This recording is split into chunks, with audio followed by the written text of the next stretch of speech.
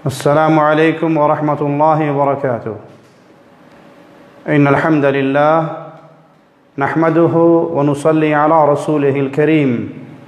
أعوذ بالله من الشيطان الرجيم. بسم الله الرحمن الرحيم. قل هو الله أحد الله الصمد لم يلد ولم يولد ولم يكن له كفوا أحد.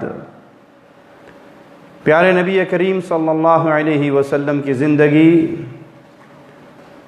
ہر انسان کے لیے، ہر اہل ایمان کے لیے چمکتا ہوا نور اور روشنی کا مینارہ ہے.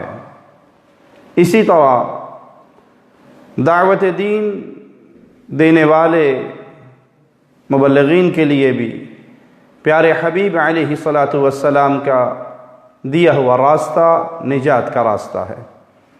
اللہ کے رسول علیہ الصلاۃ والسلام نے دین کی دعوت کا جو منہج ہمیں سمجھایا، جو راستہ ہمیں سکھایا، آئیے پیارے حبیب علیہ الصلاۃ والسلام کا فرمان سنتے ہیں جو صحیح بخاری میں ہے.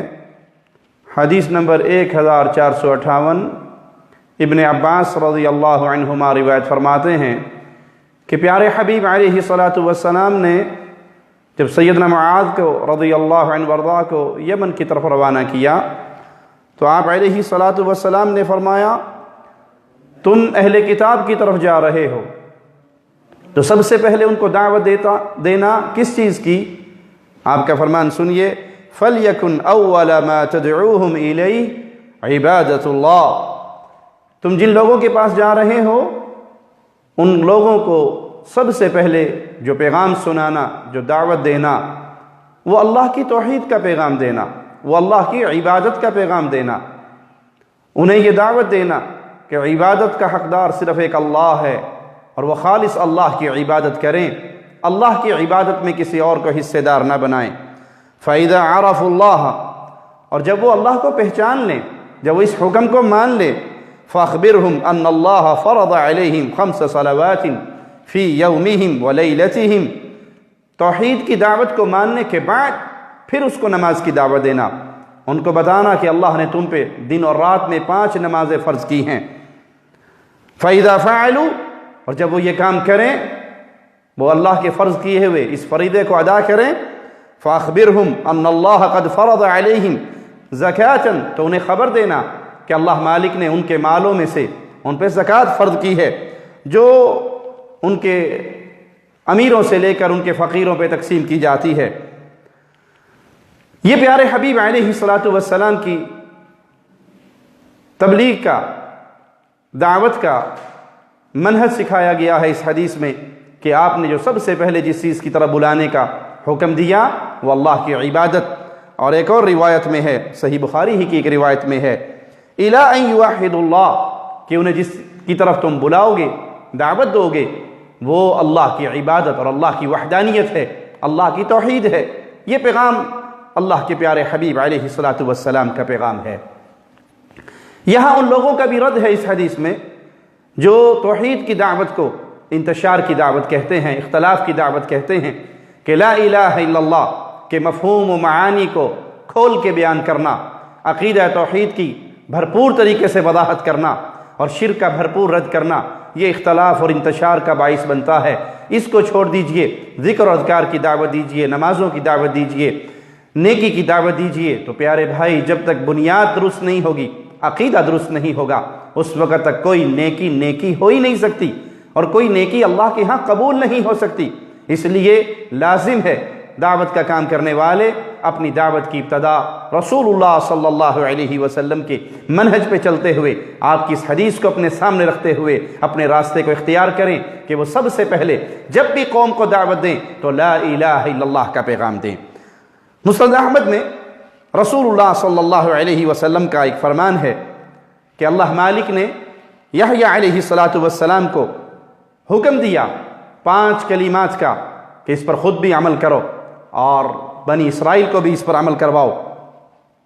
انہوں نے اکٹھا کیا اپنی قوم کو مسجد کے اندر، مسجد بھر گئی اور آپ نے کہا کہ اللہ نے مجھے حکم دیا ہے 5 باتوں کا، میں خود بھی ان پہ عمل کروں اور اپنی قوم کو بھی اس کا پیغام دوں، تم بھی اس پہ عمل کرو۔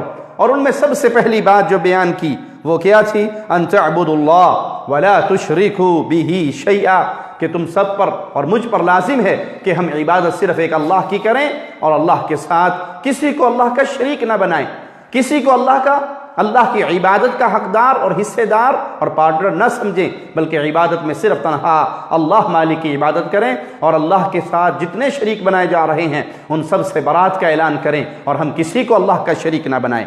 یہی پیغام پیارے حبیب جناب محمد الرسول اللہ صلی اللہ علیہ وسلم نے اپنی قوم کو دیا۔ قولوا لا الہ الا اللہ، اس بات کا اقرار کرو کہ اللہ کے علاوہ کوئی عبادت کا حقدار نہیں، تم کامیاب ہو جاؤ گے۔ تملک العرب والعجم، عرب و عجم کے اللہ تمہیں مالک بنا دے گا۔ یہی پیغام پیارے حبیب جناب محمد الرسول اللہ صلی اللہ علیہ وسلم کا، اور یہی پیغام تمام انبیاء کا، اور تمام انبیاء کی دعوت کے اندر جو اشتراک والا نقطہ تھا، قدر مشترک تھی، وہ یہی کہ سب نے سب سے پہلے اپنی قوم کو قولوا لا الہ الا اللہ کا پیغام دیا۔ رسول اللہ صلی اللہ علیہ وسلم کے پاس ایک وفد آتا ہے اور آپ سے کچھ سوالات کرتا ہے، تعلیم حاصل کرتا ہے، آپ ان کو حکم دیتے ہیں آمرکم باربع، میں تمہیں 4 باتوں کا حکم دیتا ہوں، اور وہ 4 باتوں میں سب سے پہلی بات کیا ہے؟ الایمان باللہ، تم اللہ پر ایمان لے کر آؤ، اللہ کی ذات پر، اللہ کی صفات پر ایمان لاؤ، جیسے اللہ نے ہمیں خبر دی ویسے اس کو تسلیم کر لو، اور عبادت خالص اللہ کی کرو۔ شہادت اللہ الہ الا اللہ، تم اس بات کا اعلان کرو، گواہی دو کہ اللہ کے علاوہ کوئی الہ برحق نہیں ہے۔ جب یہ توحید کا عقیدہ راسخ ہو جائے، جب یہ ایمانیات کی بنیاد تمہارے اندر مضبوط ہو جائے، پھر تمہیں حکم دیا جا رہا ہے وَإِقَامِ الصَّلَاةِ، پھر نماز قائم کرو، پھر زکوٰۃ ادا کرو۔